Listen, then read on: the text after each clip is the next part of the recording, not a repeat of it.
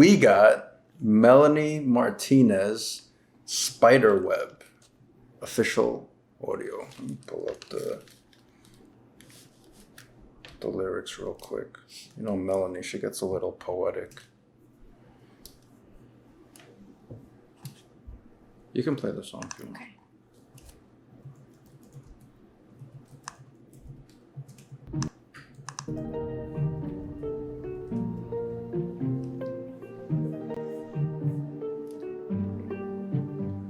A move like a moth or a butterfly craving a change in the wind. A swirl by all the insects and all the flies watching the cycle they're in. Better off dead than wasting my hours flying where I shouldn't be. Flexing like pricks with a stolen power. They're just who the spider will eat. Spinning all your silk and moving all of your 8 legs to build a web that'll spread through the world. Feeding off our highs and lows and curious to see a struggle no one can leave once they merge.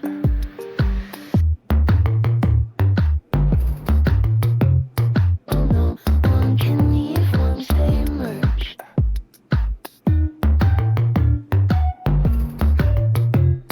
Oh, no one can leave once they merge. Hiding myself from the enemy. I wish to not be perceived.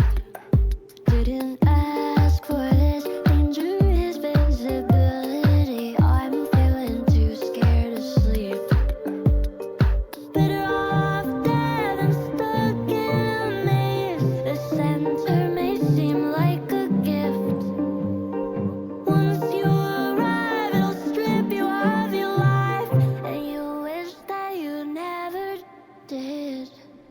Spinning all your silk and moving all of your 8 legs to build a web that'll spread through the world. Feeding off our highs and lows and curious to see a struggle no one can leave once they merge.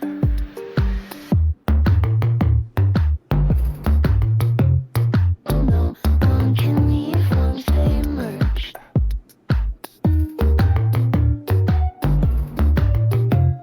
Oh, no one can leave once they merge. Big bite, they liquefy the insides first, then wrap them tight, secure in the spot on the spider web. Up all night, bound to their addiction to it. Lifeless eyes, they die in the pit of the spider web.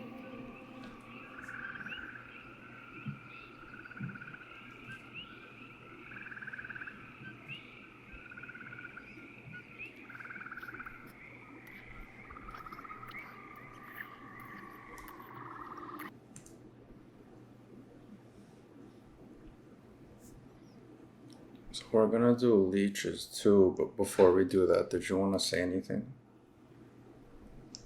Yeah, I'm just so impressed with her creation of the way that this song sounds. It's like the weirdest combinations of like dark, suspenseful, curious, like it's, I don't know, it's so unique. Like her style is so unique. Her lyrics are so specific.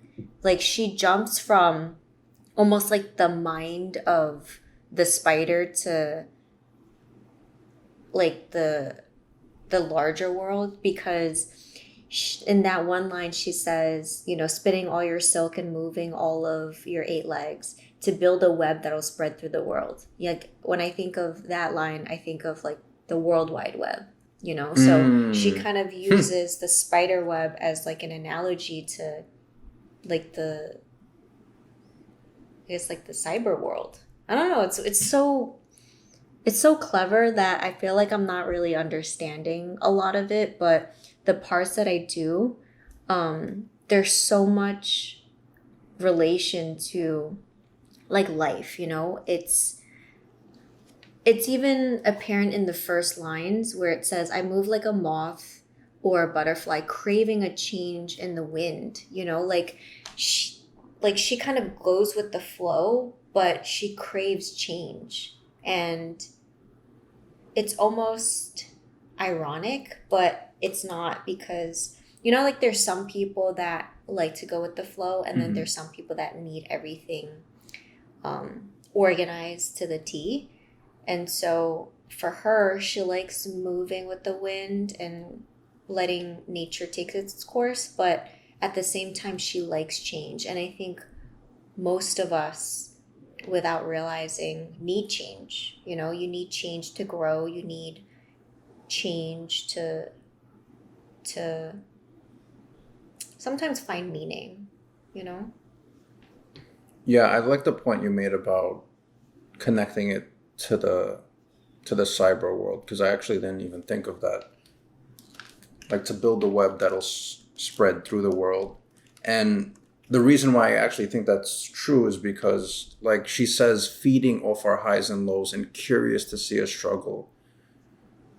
No one can leave once they merge, right? So for me, I'm thinking of, like, if you think about someone that has all the eyes on her, which she does, she has a lot of eyes on her because, you know, Literally.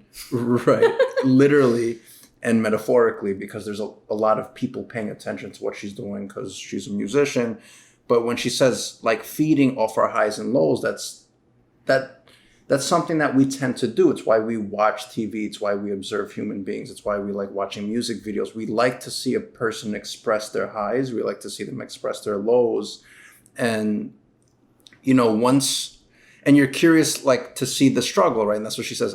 And curious to see a struggle, because there's something very interesting about watching someone else's struggle. I think it's because we live vicariously through them. Like, we're experiencing that with them, and we stop being so self-conscious because now we're putting our minds in someone else's world. And that's why people tend to enjoy watching TV and reading books and stuff, is because you're no longer self-conscious. It's a way of taking us out of our world and injecting our minds into someone else's world and mindset. And so I like what she says, and I think you're right. And then, like, no one can leave once they merge makes me think about how we merge into the cyber world in general, like Instagram, YouTube, Facebook. Once we get into that, we're kind of stuck, and that's where we live sometimes. And although it's not the real world, it's very, like, to me, it's very Matrix-like. It's like social media world. It is a world, obviously, but it's so embedded into our culture that sometimes it tends to be more real than, like, our world, because we spend more time in it. So we spend more time crafting, like, our cyber image, I guess you can say. You know, and I think that's why people get stuck in, like, video games too. Like, you create these characters, you spend more time creating your video game character or your social media character than your actual character. So I think it's very interesting to think about things like that. Very Black Mirror-like, I think. But I like Melanie Martinez because it's her ability to use metaphors like spider web, spider, and being stuck in a web. To me, right away, I think about being stuck in a circumstance, or just being stuck in life in general, but like a circumstance in life, obviously. But still being able to, like, tie in to the perspective of the spider, because, like, aside from relating it to, let's say, the real world or like the cyber world, right? You know, just imagine a spider spinning its web, and then it doesn't kill it doesn't kill the insects instantly. They keep them in the web, and then they start spinning them, and so it's almost like they're torturing them before they actually kill them. Yeah. And then, you know, there's a line where it says she prefers to die than waste time. Oh, I love that line. You know, I forgot where I saw this from, but, you know, some people talk about, you know, a life that's, like, lifeless, and how that's not a life at all. Mm-hmm. And I think she kind of touches on that. And this was banging. Yeah, because I think, yeah, I love that line so much. I was thinking about that too. The line of, what was that line that you just, oh yeah, better off dead than wasting my hours. It's this idea of, if you don't live your life fully, or if you don't live the life that you would like, you're essentially not utilizing your time, which is your most valuable commodity, even more so than, like, obviously, like money. And so with artists, they tend to leave their mark on the world by creating music. And it doesn't have to be specifically music, but obviously music's just one domain of art, but just like creating music that has the potential to be timeless. And so, like, you really leave your mark for generations after you. And I think that's kind of like the importance of creating. It's because, like, at some point, you're finite. We're very limited in terms of time. And so whatever we leave behind is what we've created. And that's really all we have left. And then you have the memories, but even that's going to fade, because how many people are going to remember you? The people that are holding your memories are also going to die. So really the only thing you have is what you create and you leave behind, because even people that don't know you can potentially uncover that and see that.